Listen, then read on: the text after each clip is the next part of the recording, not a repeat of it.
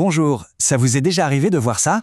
Un conseil de classe, une discussion de groupe qui part bien et qui, d'un coup, bascule dans l'inquiétude, voire la panique générale. Comment on gère ce moment-là? Eh bien, c'est exactement ce qu'on va regarder ensemble aujourd'hui. Souvent, tout part d'une seule phrase. Une phrase comme celle-là, lancée par un élève. Elle est forte, elle est chargée d'émotions, et paf! En une seconde, elle capte l'attention de tout le monde et met le feu aux poudres. Et c'est là que tout se joue en fait. Cette petite phrase, c'est l'étincelle. Dans un groupe d'enfants, une inquiétude, même si elle part d'un bon sentiment, peut très vite transformer une réunion constructive en un véritable tourbillon d'anxiété si on ne la gère pas tout de suite. Alors, regardons un peu ce mécanisme de plus près.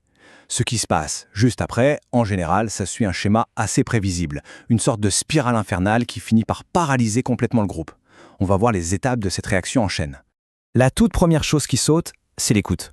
L'émotion devient tellement forte qu'elle prend toute la place. Les cerveaux sont en quelque sorte déconnectés. La peur court-circuite la logique et chacun se retrouve un peu seul dans sa propre bulle d'angoisse. Et forcément, quand on n'écoute plus, la discussion devient totalement chaotique. Les élèves commencent à s'interrompre, chacun essaie de parler plus fort que l'autre pour exprimer son angoisse, le ton monte, ça s'accélère et tout le cadre bienveillant qu'on avait posé y vole en éclats. Là, c'est l'effet boule de neige, la contagion. L'anxiété d'un élève se transmet aux autres. Et ce n'est plus juste une somme d'individus inquiets, non. Le groupe devient comme une seule et même entité émotionnelle, où la peur est amplifiée à chaque nouvelle parole. Et voilà où on arrive au final. Le blocage total, la paralysie.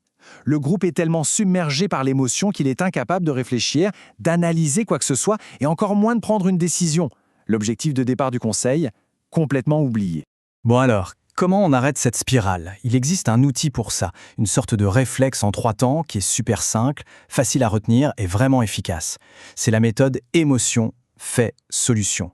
Et c'est plus qu'une simple technique, c'est vraiment une compétence de vie qu'on leur transmet. En fait, ce qu'on essaie de construire avec cette méthode, c'est une compétence super importante, la régulation émotionnelle collective. C'est un peu comme si le groupe apprenait à devenir son propre thermostat émotionnel. Il sent quand la température monte trop et il sait comment faire pour la faire redescendre. C'est la base de toute collaboration saine. Alors ce cadre, il est super simple, vraiment. Il y a 3 marches.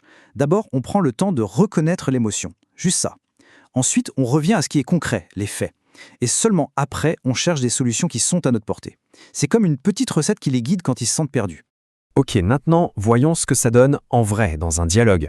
On va prendre un exemple concret pour voir comment ces 3 étapes s'enchaînent de manière fluide et naturelle. Tout commence avec ça. Le mot-clé ici, c'est la validation. On ne dit pas « n'aie pas peur » ou « tu t'inquiètes pour rien ».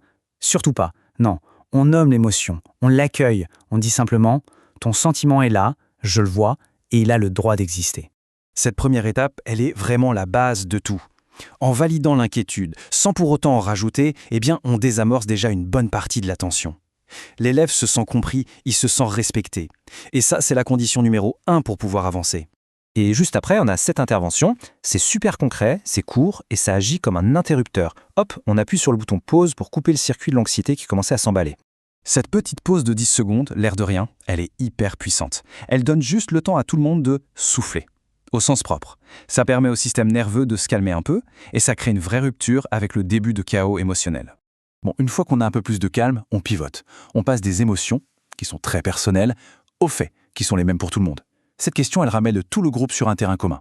Objectif, c'est le retour à la raison. Et cette étape, elle est essentielle parce qu'elle ramène tout le monde les pieds sur terre. On se concentre d'abord sur ce qu'on sait, les faits, et ça prépare le terrain pour la suite. Qu'est-ce qu'on peut faire, nous, à notre niveau? C'est comme ça qu'on leur redonne les commandes, en quelque sorte. Donc, si on résume, pour que les enfants deviennent autonomes face à ces situations, il y a 2 choses super importantes à leur transmettre. Une procédure très claire et un filet de sécurité. Alors voilà, c'est ça, le petit script à retenir. 3 phrases toutes simples qui contiennent toute la méthode. Quand on leur donne ça aux élèves qui animent les débats, on ne leur donne pas juste des mots, on leur donne de la confiance et un vrai outil pour les moments un peu chauds. Et puis, il y a le filet de sécurité. Ça, c'est non négociable. Les enfants doivent savoir et sentir qu'ils n'ont pas à tout porter sur leurs épaules. Il faut absolument leur apprendre à reconnaître quand un sujet les dépasse. Et leur faire comprendre que demander de l'aide à un adulte, ce n'est pas un aveu de faiblesse. Bien au contraire, c'est faire preuve de maturité. Et tout ça, ça nous amène à une dernière question qui est loin d'être anodine. Parce que leur dire qu'ils ont le droit de faire appel à un adulte, c'est une chose, mais comment on fait concrètement pour qu'ils se sentent assez en confiance pour le faire, sans avoir peur d'être jugés ou d'avoir honte? C'est vraiment là-dessus qu'il faut réfléchir pour aller plus loin.